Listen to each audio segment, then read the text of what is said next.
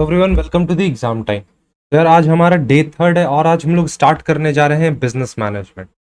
देखो एक चीज क्लियर कर दो, जो भी हम यूनिट्स पढ़ रहे हैं उन सारे यूनिट से टोटल 15 क्वेश्चंस पूछे जाते हैं और हर एक क्वेश्चन 4 मार्क्स का होता है। ये एक नया पैटर्न है, पहले 3 मार्क्स हुआ करता था लेकिन अब होता है 4 मार्क्स। एनटीए ने जो पैटर्न चेंज किया है उसके अकॉर्डिंग।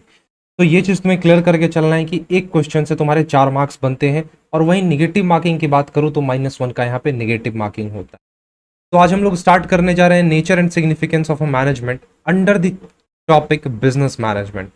टोटल इससे भी 15 क्वेश्चन बनेंगे। स्कोरिंग टॉपिक में माना जाता है तुम्हारे क्लास 12th का ये एक छोटा सा बुक रहता है इसमें, ठीक है, उसी से रिलेटेड कंटेंट इसमें हमें डिस्कस करना होता है। तो यार आज हमारा डे थर्ड है और हम लोग एंटर कर चुके हैं बिजनेस मैनेजमेंट में। अभी तक हमने डे फर्स्ट में बिजनेस इन्वायरमेंट और डे सेकेंड तक कंप्लीट कर लिया एफएमएम और बिजनेस इन्वायरमेंट। मनी बैंकिंग चल रहा है तो आज कोशिश करेंगे रात वाली वीडियो में जो 9 बजे तुम्हें मिलने वाली है, 9 बजे वाली वीडियो में हमारी मनी बैंकिंग भी मैं कंप्लीट करवा दूंगा। सो स्टार्ट करते हैं आज के इस सेशन को जो कि है हमारा बिजनेस मैनेजमेंट। मैं पेन चेंज कर ले रहा हूं एक बारी। सबसे पहले में ये समझना होगा कि मैनेजमेंट होता क्या है। ये चीज तुम्हें मालूम होगी कि मैनेजमेंट अभी के टाइम में हर एक ऑर्गेनाइजेशन में, हर एक एंटिटी में, चाहे वो छोटा हो या फिर बड़ा हो, अपने स्केल ऑफ ऑपरेशंस में मैनेजमेंट की नीड हमें हर जगह पे होती है, चाहे वो छोटा बिजनेस हो या फिर बड़ा बिजनेस। तो अब एक इंपॉर्टेंट माइंड में तुम्हारे डाउट क्लिक करता होगा कि सर मैनेजमेंट होता क्या है। तो सिंपली कहो तो मैनेजमेंट एक प्रोसेस है जिसके थ्रू हम अपने काम को इफेक्टिवली और एफिशिएंटली करते हैं। अब यहाँ पे दो टर्म निकल कर आता है, what is effective and what is effective efficiency. दो टर्म्स है, इफेक्टिव और एफिशिएंसी। समझेंगे, धीरे धीरे समझेंगे।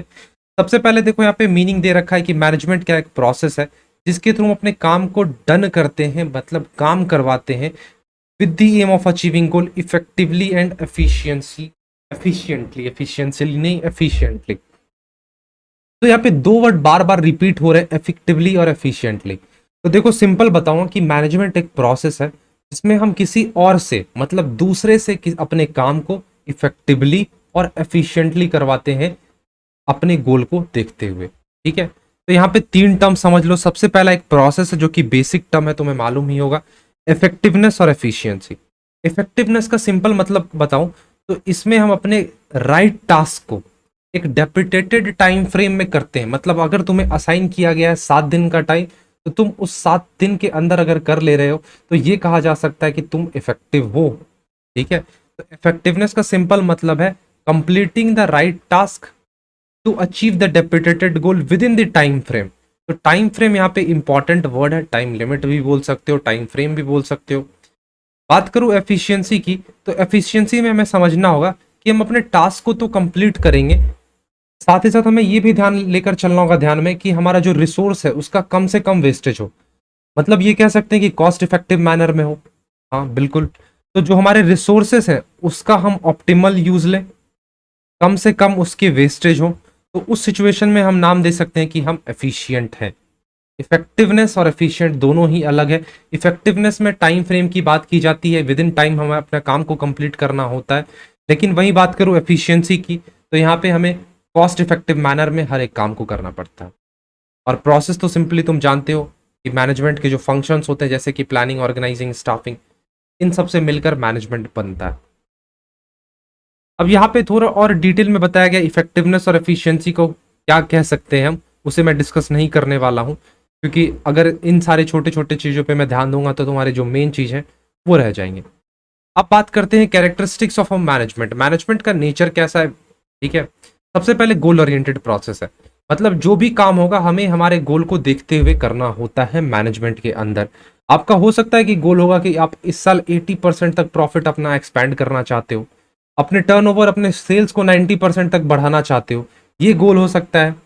किसी इंटिटी का गोल हो सकता है कि हमें सोसाइटी का वेलफेयर करना है। तो मैनेजमेंट जो होता है वो गोल ओरिएंटेड प्रोसेस होता है, मतलब गोल को देखते हुए मैनेजमेंट की जाती है। नेक्स्ट है यहाँ पे परवेसिव। परवेसिव का मतलब है कि जो हर एक लेवल पे, हर एक डिपार्टमेंट पे, साथ ही साथ हर एक ऑर्गेनाइजेशन में अवेलेबल। परवेसिव का ये मतलब है।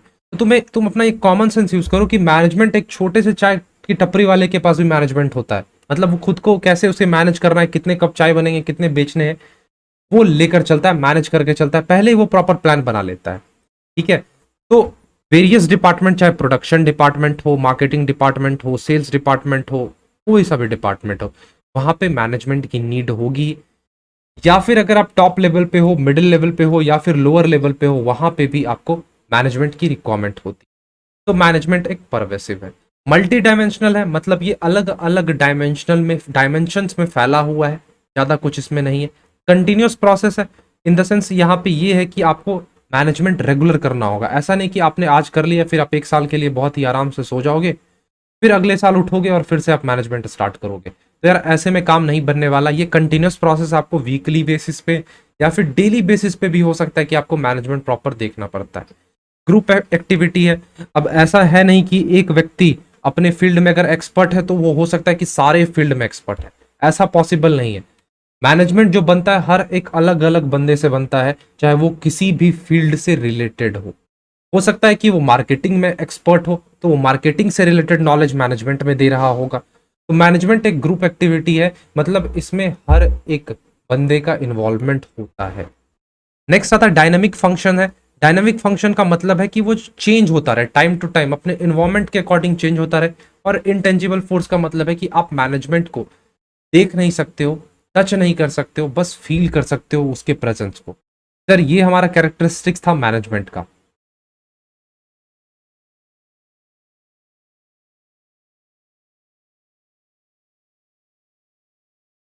अब हम बात करने वाले हैं मैनेजमेंट ऑब्जेक्टिव्स के। तो किसी भी मैनेजमेंट के बेसिकली तीन ऑब्जेक्टिव्स होते हैं। पहला है ऑर्गेनाइजेशनल ऑब्जेक्टिव, दूसरा है सोशल ऑब्जेक्टिव, और तीसरा आता है यहाँ पे हमारा पर्सनल ऑब्जेक्टिव। इन तीन ऑब्जेक्टिव को हमें यहाँ पे समझना होगा। सबसे पहले बात करूं अगर ऑर्गेनाइजेशनल ऑब्जेक्टिव की, तो इसमें बेसिक तीन ऑब्जेक्टिव जो आते हैं, जो कि एक हर एक फर्म के, चाहे वो कोई से भी फर्म हो, उनके ये तीन ऑब्जेक्टिव तो होते ही है। पहला है सर्वाइवल, दूसरा है प्रॉफिटेबिलिटी, और तीसरा है ग्रोथ। जब एक नए फर्म किसी भी मार्केट में, पर्टिकुलर मार्केट में इंटर कर रहा होता है, तो उसका पहला इंटेंशन, पहला मकसद ये होता है कि यार हम कैसे भी उस मार्केट में सरवाइव करें। वो उस सिचुएशन में प्रॉफिट के बारे में नहीं सोचेगा, ग्रोथ के बारे में नहीं सोचेगा। अगर वो सोचेगा तो बस सर्वाइवल के बारे में सोचेगा, क्योंकि उसे मालूम है कि मार्केट में कंपटीशन है और जिस मार्केट में मैं एंटर कर रहा हूं हो सकता है वहां पे मेरी दाल ना गले, मुझे निकाल फेंके बाहर। तो सर्वाइवल सबसे पहला मोस्ट इंपॉर्टेंट फैक्टर होता है, मोस्ट इंपॉर्टेंट ऑब्जेक्टिव होता है, जो कि हर एक फर्म सोचती है मार्केट में आने से पहले। तो earning enough revenue to cover cost. अब सर्वाइव आप कैसे कर सकते हो? मुफ्त सेवाएं देके, सोशल सर्विस करके तो सर्वाइव आप नहीं कर सकते हो बिल्कुल मार्केट में। आपको कहीं ना कहीं उतना रेवेन्यू अर्न करना होगा जिससे आप अपने कम से कम उन सारे कॉस्ट को कवर कर सको जो कि आप लगा रहे हो मार्केट में। ठीक है। तो management by taking positive decision with the regard of the different business activity ensure survival for the long term business period. तो कहीं ना कहीं आपको उतना रेवेन्यू तो अर्न करना होगा, उतना जनरेट करना होगा जिससे आपकी कॉस्ट कवर हो पाएगी और आप लंबे अरसे तक टिक पाओगे उस पर्टिकुलर मार्केट में।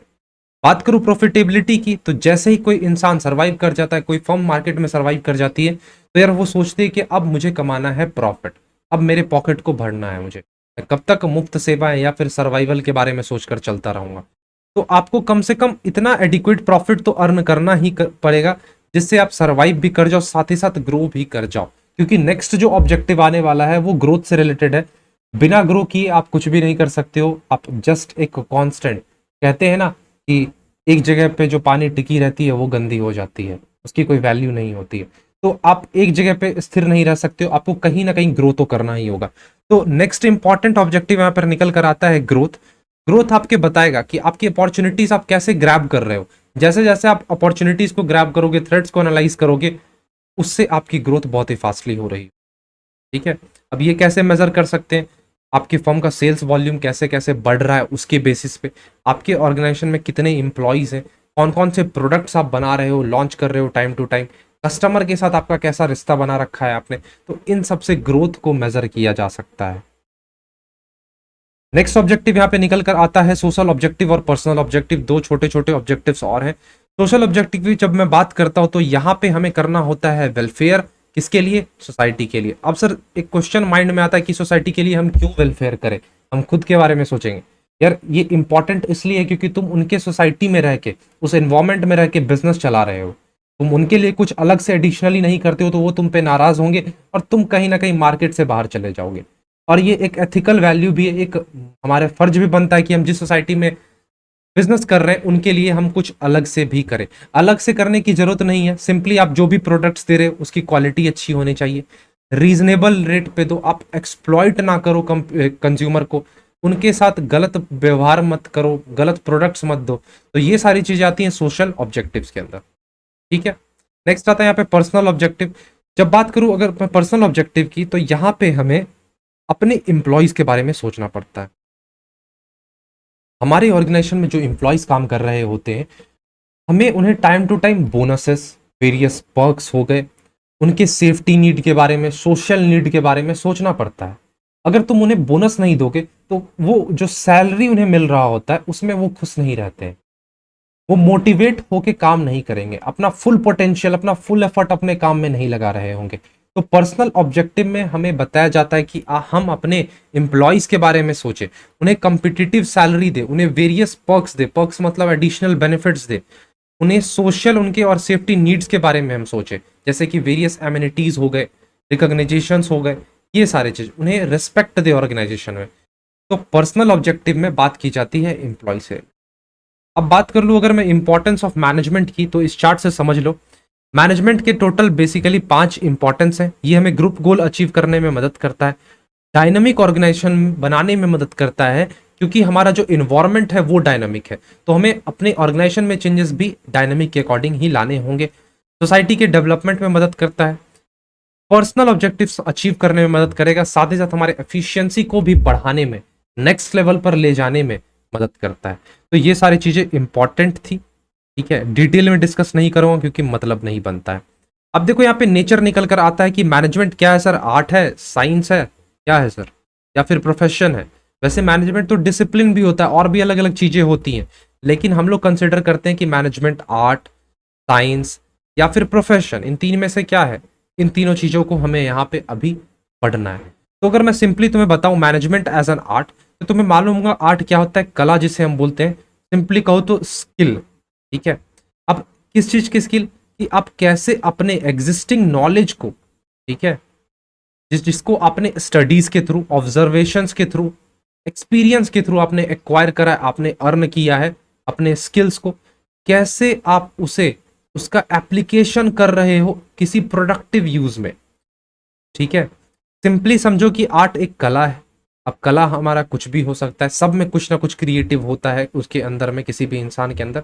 तो वो इंसान अपने स्किल को किसी इफेक्टिव, या फिर कह सकते हो किसी ऐसे प्रॉपर जगह पे लगा रहा हो जहां से उसका फुलर यूटिलाइजेशन मिल रहा हो। तो मैनेजमेंट भी आर्ट की तरह होता है, इसमें हमें स्किल की रिक्वायरमेंट होती है, हमें ऑब्जर्वेशंस की रिक्वायरमेंट होती है, एक्सपीरियंस चाहिए बंदे को, रोड चलता बंदा मैनेजमेंट नहीं कर सकता है। तो ये सारी चीजें यहाँ पे इंपॉर्टेंट निकल कर आती हैं। तो सबसे फर्स्ट पॉइंट है यहाँ पे existence of a theoretical knowledge.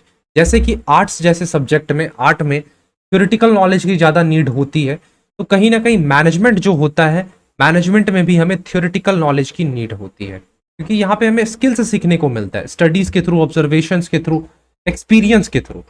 Next बात करूं पर्सनलाइज्ड एप्लीकेशन की, तो आपने जो भी स्किल्स अर्न किया, आपने जो भी थ्योरेटिकल नॉलेज अर्न की है, उस इस स्किल का आप एप्लीकेशन कर रहे हो, मतलब अलग अलग जगह पे उसे अप्लाई कर रहे हो अपने अलग कंसेप्ट के साथ, मतलब पर्सनलाइज कंसेप्ट के साथ कुछ चेंजेस ला रहे हो, तो वो तो हो गया आर्ट।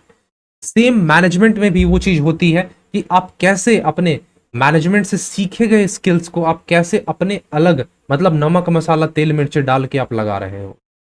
ठीक है, ये प्रैक्टिस और क्रिएटिविटी पे बेस्ड होता है, तुम्हें भी मालूम है आर्ट में जब तक तुम प्रैक्टिस नहीं करोगे, अपनी क्रिएटिविटी, अपने स्किल्स का यूज नहीं करोगे, अपने दिमाग का यूज नहीं करोगे, कुछ नहीं होने वाला है। सेम चीज मैनेजमेंट में भी अप्लाई होती है, आपको यहाँ पे प्रॉपर प्रैक्टिस करना होता है, एक्सपेरिमेंट्स करने होते हैं और क्रिएटिविटी लगानी होती है। बात करूं अगर मैनेजमेंट एंड साइंस की, तो तुम्हें साइंस के बारे में मालूम होगा कि साइंस जो होता है वो जनरल ट्रूथ पे बेस्ड होता है, और यहाँ पे वेरियस एक्सपेरिमेंट्स, ऑब्जर्वेशन की नीड होती है। ये चीज हमें मालूम है, साइंस में वेरियस एक्सपेरिमेंट्स होते हैं।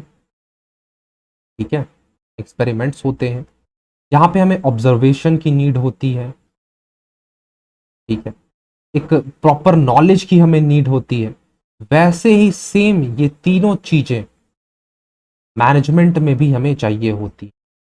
ठीक है, एक्सपेरिमेंट होता है, ऑब्जर्वेशन होता है, प्रॉपर नॉलेज होता है हमारे पास। तो साइंस क्या एक सिस्टमेटाइज्ड बॉडी ऑफ नॉलेज है जो कि जनरल ट्रूथ पे बेस्ड है, मतलब जो चला आ रहा है उस पे बेस्ड है, which can be tested anywhere any time. अब यही सेम फीचर मैनेजमेंट पे भी अप्लाई होता है, जैसे कि सिस्टमेटाइज्ड बॉडी ऑफ नॉलेज। ये जो इसमें प्रिंसिपल्स होते हैं साइंस में वो एक्सपेरिमेंट के बेसिस पे होते हैं, ऑब्जर्वेशन के बेसिस पे प्रिंसिपल्स तैयार होते हैं।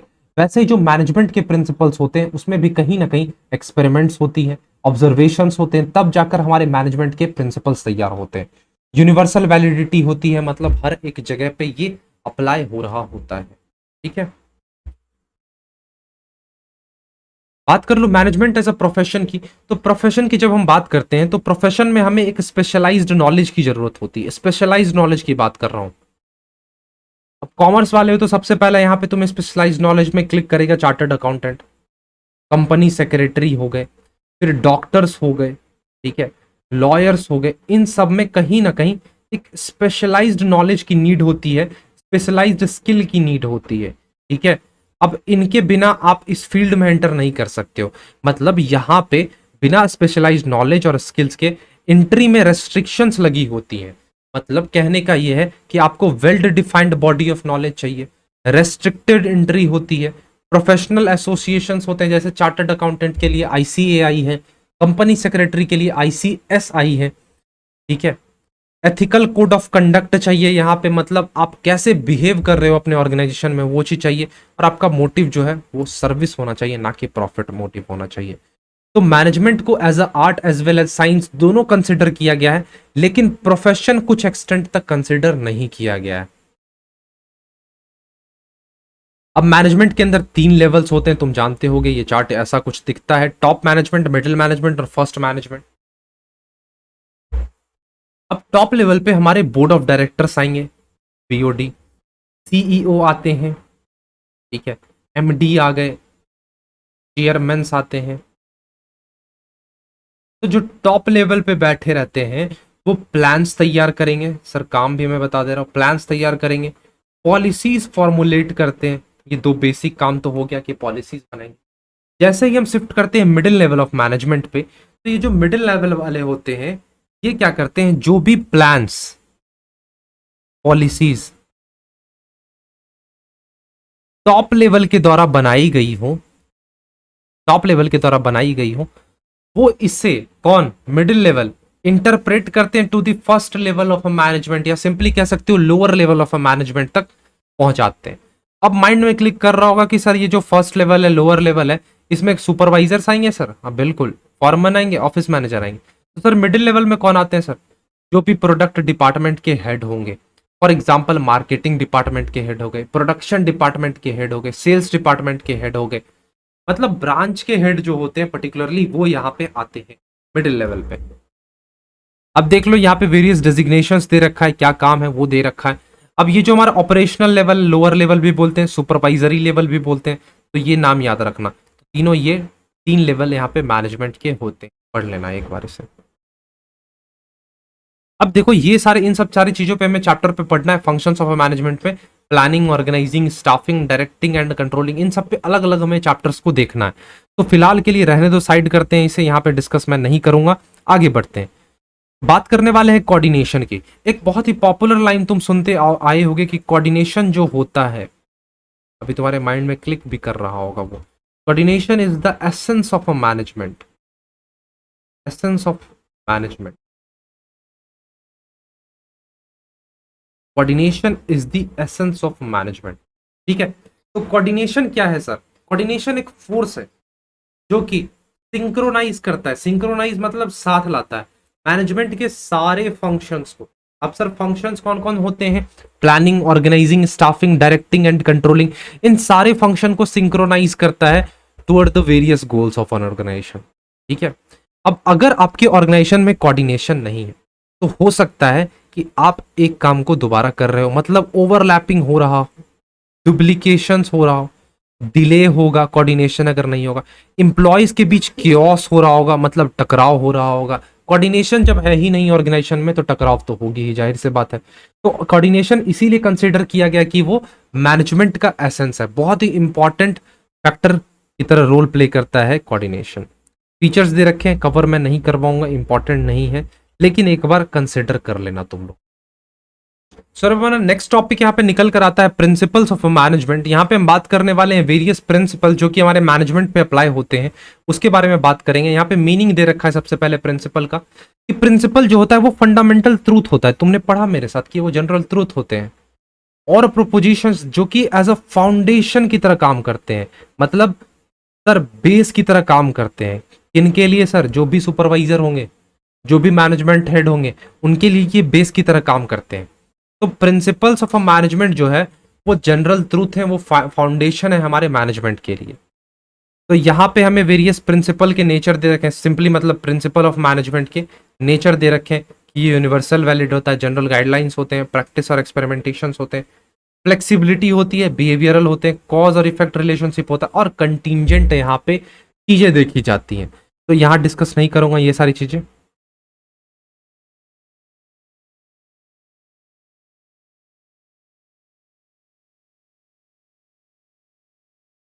अब देखो यहाँ पे हमें दो चीजें पढ़नी है, दो टेलर के प्रिंसिपल्स पढ़ने और फ्योल के प्रिंसिपल पढ़ने हैं। तो आज के लिए तुम्हारा होमवर्क ये रहेगा, इन दोनों के बारे में थोड़ा बहुत सेल्फ स्टडी करके आना, रीड करके आना। मिलेंगे डे 4 में फिर से बिजनेस मैनेजमेंट के साथ सुबह 8 बजे। सुबह के 8 बज रहे हैं, 8 से 8:30 अभी हो रहे होंगे, 8:20 हो रहे होंगे, क्योंकि 20 से 22 मिनट की फिलहाल रिकॉर्डिंग हुई है। मैं कोशिश कर रहा हूँ कि तुम्हें छोटे से छोटे रिकॉर्डिंग दो जिससे तुम बोर ना हो, और तुम्हारे अभी के टाइम पे ज्यादा टाइम तुम यूट्यूब पे वेस्ट ना करो, क्योंकि एग्जाम से यार बहुत पास है और मैं नहीं चाहता हूँ कि तुम ज्यादा टाइम यूट्यूब पे लगाओ। सेल्फ स्टडी पे ज्यादा तुम अगर दोगे तो ज्यादा बेहतर। तो यार सुबह के 8 बज रहे थे, सुबह वाले लेक्चर को हमने डिस्कस कर लिया। मिलेंगे शाम 4 बजे फिर से, 5 बजे टाइमिंग है या 4 बजे, जो भी टाइमिंग हो, इस टाइम पे मिलेंगे नेक्स्ट सब्जेक्ट के साथ। तब तक के लिए पढ़ते रहिए और हेल्प करते रहिए।